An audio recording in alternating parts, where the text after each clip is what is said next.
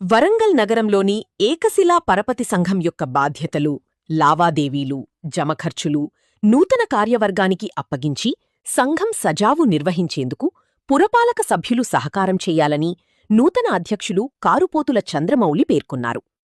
వరంగల్ నగర పరిధి ఏకశిలా నగర్లో ఏర్పాటు చేసిన విలేకరుల సమావేశంలో ఏకశిలా పారపతి సంఘం నూతన పాలక కార్యవర్గం అధ్యక్షులు కారుపోతుల చంద్రమౌళి, ప్రధాన కార్యదర్శి మట్టపల్లి సంపత్, ఉపాధ్యక్షులు బాసాని శ్రీనివాస్, బత్తుల కిషన్, సభ్యులు రాజు, పి శ్రీనివాస్ తదితరులు పాల్గొన్నారు. ఈ సందర్భంగా కార్యవర్గ ప్రతినిధులు మాట్లాడుతూ గత కొన్ని సంవత్సరాలు ఒకే పాలవర్గం ఉండటంతో సంఘం మెరుగు కావడం లేదని, సభ్యులు నూతన కమిటీని ఎన్నుకున్నారని వారు తెలిపారు. కొన్ని రోజులుగా పాత పాలవర్గం తమకు జమఖర్చులు చూపించడం లేదని అన్నారు. సంఘ బలోపేతం కోసం అందరూ సహకరించగలరని వారు విజ్ఞప్తి చేశారు.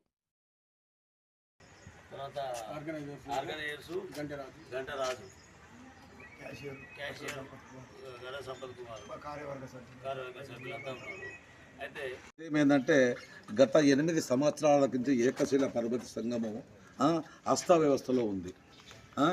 ఎందుకని మేము 3 సార్లు 4 సార్లు ప్రయత్నం చేసినాం. 1 కోటి రూపాయలు ఫస్ట్ ప్రైస్ లోన్ తీసుకొని 2 కోట్లు చేసి 3,15,00,000 రూపాయల వరకు 20 మంది స్పెషల్ లోన్లు వాడుకుంటూ సంఘ సభ్యులకు లోన్ తీయకుండా లోన్లు ఆపి వీళ్ళ సొంత ప్రయోజనాల కొరకు ఫైనాన్స్లు ఇచ్చడానికి గిరికిర్లు ఇచ్చడానికి ఇచ్చి వాడుకుంటూ ప్రజలు ఈ సంఘ సభ్యులను ఇబ్బంది పెడుతుంది. ఆ సమయంలో మేము 300 మంది సభ్యులం కలిసి ఇక్కడికి వచ్చి సంఘానికి వచ్చి ఒక సెక్రటరీ గారిని ప్రెసిడెంట్ గారిని అడిగినాం. ఏందని ఇదేంటి పరిస్థితి, మీరు ఎవరు ఈ డబ్బులు తీసుకొని వాడుకుంటానికి, వాళ్ళకి ఎందుకు ఆపిరు సభ్యులకు పైసలు, మీరు ఎందుకు ఆపిరని అంటే మేము పోయిన తర్వాత వాళ్ళు ఏం చేసిర్రు, మీటింగ్ పెట్టుకున్నందుకు పోయి పోలీస్ స్టేషన్ కంప్లైంట్ చేసిర్రు మా మీద.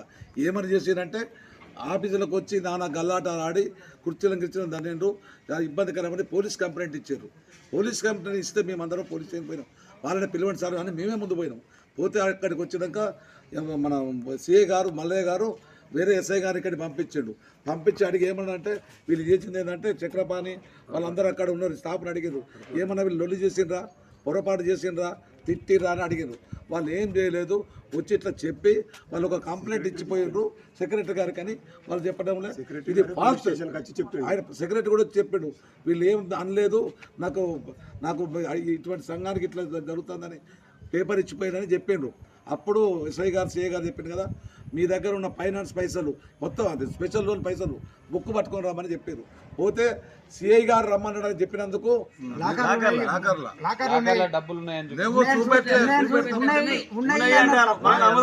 చూపించాలి కదా వాళ్ళు తాళ వేసుకొని పోవాల్సిన అవసరం 8 సంవత్సరాలు చేసి. ఇంకోటి మీడియా ద్వారా మీకు చెప్పేది అంటే పోలీసు వాళ్ళ సమక్షంలో ఎన్నికలు జరిగినాయి.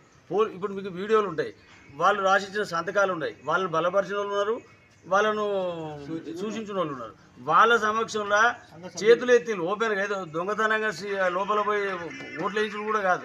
ఎంతమంది పలానా శ్రీనివాస్కి ఎన్ని, పలానా చంద్రమౌళికి ఎన్ని, పలానాకి ఏంటంటే ఓపెన్ హార్ట్గా చేతులు ఎత్తిరు. అండ్ ఉన్నోళ్ళు కూడా ఇప్పుడు అఫ్జలుద్దీన్ జనరల్ సెక్రటరీ ఆయన ప్రధానికి అన్నను ఉంటాను కానీ ఉండలేదని చెప్పి అందరి ముందర లేచి ఇనానమస్గా నీ గౌరవంగా తప్పుకుంటాను కూడా.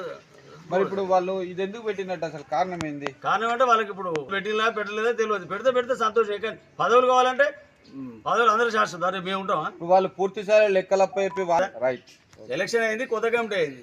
సభ్యుందర్ గారు పాత కమిటీ సభ్యులు కూడా ప్రతిపాదన పంపించి బలపరిచిన వారి సంతకాలతో కూడా ఎలక్షన్ ఆఫీసర్కి ఇవ్వడం జరిగింది. వాళ్ళు ఎలక్షన్లో పాల్గొన్నారు. మేము కొత్త కమిటీ వాళ్ళం కూడా మేము కూడా నామినేషన్లు వేయడం జరిగింది. నామినేషన్లు వేసినాక అరగంట టైం తీసుకున్నాక తర్వాత ప్రజలను అడిగి ఎలక్షన్ నిర్వహించాలని వాళ్ళ కోరిక మేరకే ఎన్నికలు నిర్వహించినప్పుడు కారుపోతుల చంద్రబాబు వీళ్ళు గలాట సృష్టించడానికి ప్రయత్నం చేస్తే 100కు ఫోన్ చేయగానే పోలీసు యంత్రాంగం వచ్చి ఎవరైతే గొడవలు సృష్టించే వాళ్ళను పక్కకు ఉంచి మిగతాది సజావుగా సాగడానికి పోలీసు యంత్రాంగం 3 పోలీసు వాళ్ళు కూడా వచ్చి ఎన్నికల నిర్వహణకు సహకరించారు. సిద్ధంరాజు గారు నిర్వహించినటువంటి ఎన్నికల అధికారులే. సిద్ధంరాజు గారు కేవలం పాత కమిటీలో సలహా సంఘ సభ్యుడు మాత్రమే. నేను ఎన్నికల చైర్మన్ అని ఆయన ప్రకటించుకునే అధికారం ఆయనకు ఎవరిచ్చారు? ఎప్పుడైతే పాత కమిటీ డిజాల్వ్ అయిందో ఆయన కూడా డిజాల్వ్ అయిన కమిటీలో మెంబర్ మాత్రమే. కానీ కొత్త కమిటీని ఎన్నుకున్నప్పుడు కారుపోతుల చంద్రమౌళి గారిని అధ్యక్షునిగా ఎన్నుకున్నప్పుడు వీరికి చేతులు లేపే విధానంగా అడిగారు. అదేవిధంగా బోరిగం నరసింహం గారు కూడా నిలబడ్డారని చెప్పి ప్రకటించినాక వారికి కూడా చేతులు తిప్పే విధానాన్ని నిర్వహించిన సందర్భంగా ఎవరికైతే ఉపాధ్యక్షుడు కానివ్వండి, కార్యదర్శి కానివ్వండి, జాయింట్ సెక్రటరీ కానివ్వండి, క్యాషియర్ కానివ్వండి, ఆర్గనైజర్స్ కానివ్వండి, అందరినీ కూడా చేతులెత్తే విధానంతో ప్రజల సమక్షంలో ప్రజల నిర్ణయం మేరకే ఎన్నికలు నిర్వహించడం జరిగింది. ఈ ఎన్నికలు నిర్వహించినప్పుడు కూడా పాత ప్యానల్ వారి మీద ఇష్టం లేక వారిని ఎన్నుకోవడానికి సంశయించిన సందర్భంలో వారిని ఎవరు ఎన్నుకునే సందర్భం లేదని వాళ్ళు కిందికి దిగొచ్చి